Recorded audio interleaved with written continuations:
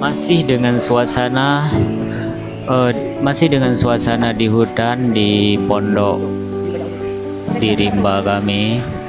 Jadi kami hari ini mulai setelah menyiapkan menu-menu untuk dimasak berupa bawang, cabai dan lainnya, lalu kita mulai memasak untuk menghidangkan makanan sarapan pagi ini. Dimulai dengan menghidupkan api untuk memanaskan minyak, dan kita memasukkan mie satu persatu untuk dihidangkan dengan lezat ya. Karena makanan di sini sangat benar-benar terasa lezat. Jadi beginilah cara kami bertahan hidup di hutan. Kita cuma mengandalkan api daripada kayu-kayu yang telah usang dan kering untuk kita bakar. Kita menunggu air mendidih untuk kita cemplungkan beberapa mie instan.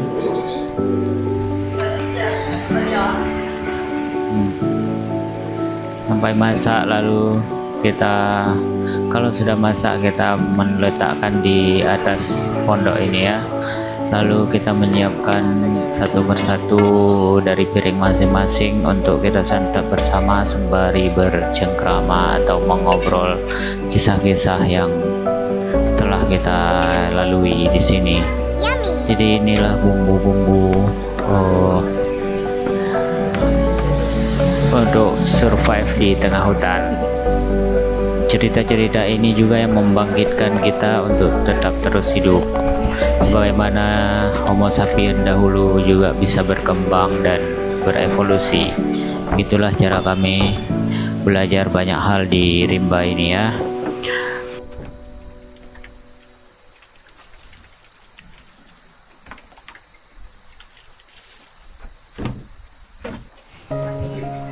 Jauh dari kebisingan kota, di sini waktu berjalan terasa lebih pelan.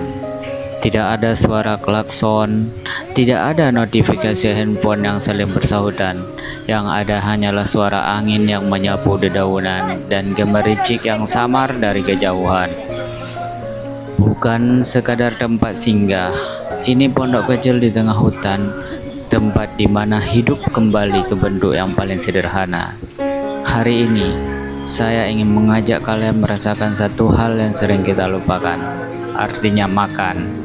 Bukan makan sambil scroll media sosial, bukan makan sambil buru-buru mengajar waktu, tapi makan dengan penuh rasa syukur.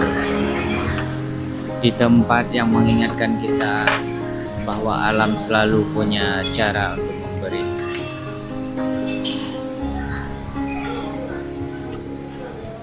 Pagi ini langit sedikit mendung.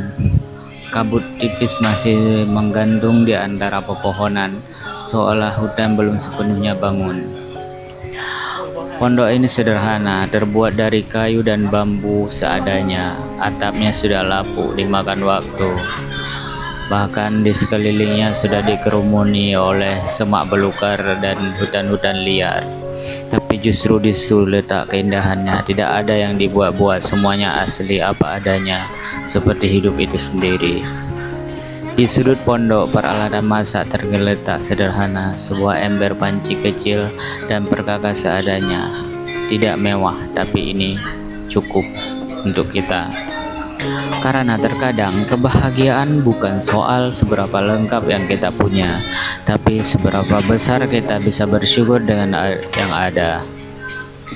Jadi sambil menunggu air mendidih untuk kita masak kopi, kami terus melahap sisa-sisa makanan dengan posisi masing-masing di pondok, memandang rimbunan hutan di depan mata. Pohon-pohon tinggi yang berdiri kokoh seakan menjaga setiap orang yang datang untuk mencari ketenangan di sini. Tidak buru-buru, semua dikerjakan pelan-pelan. Karena di hutan kita belajar satu hal yang penting. Alam tidak pernah terburu-buru, tapi semuanya tetap selesai pada waktunya. Api di bawah pondok ini menyala. Asapnya itu membumbung pelan, membaur dengan udara sejuk pegunungan. Sederhana saja menunya hari ini, nasi yang ditanak seadanya, lauk mie instan yang kita bawa dari kampung yang puluhan kilometer, dan segelas air jernih dari sumber yang tak jauh dari sini, yang masih murni dan jernih. Tapi entah kenapa aroma yang tercium dari sini terasa berbeda, lebih jujur dan lebih hidup. Mungkin karena semua diproses dengan tangan sendiri, tidak ada yang instan. Setiap langkah dikerjakan dengan sabar, mulai dari mengumpulkan kayu bakar, menyalakan api, sampai menunggu masakan yang matang sempurna. Ada kepuasan tersendiri saat kita menyaksikan proses dari awal sampai akhir. Bukan hasil yang instan yang tinggal terima jadi, tapi hasil dari keringat dan kesabaran sendiri. Di tengah rintik gerimis sedikit pagi atau embun yang masih belum kering, suara membasahi suasana sekitar, seolah alam pun ikut merestui momen sederhana ini. Jadi terima kasih sudah menemani momen sederhana ini. Semoga video ini menjadi pengingat bahwa di tengah hiruk pikuk kehidupan, kita selalu bisa kembali ke hal yang paling dasar untuk menemukan kebahagiaan.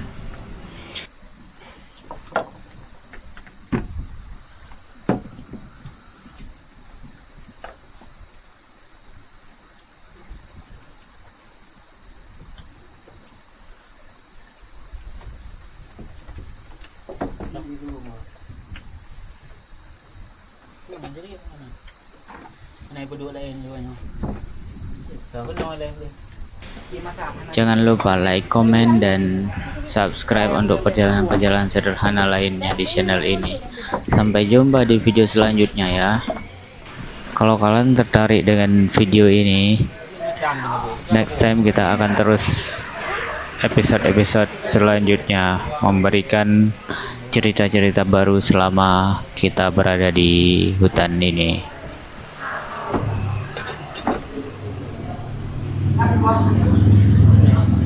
Bye bye.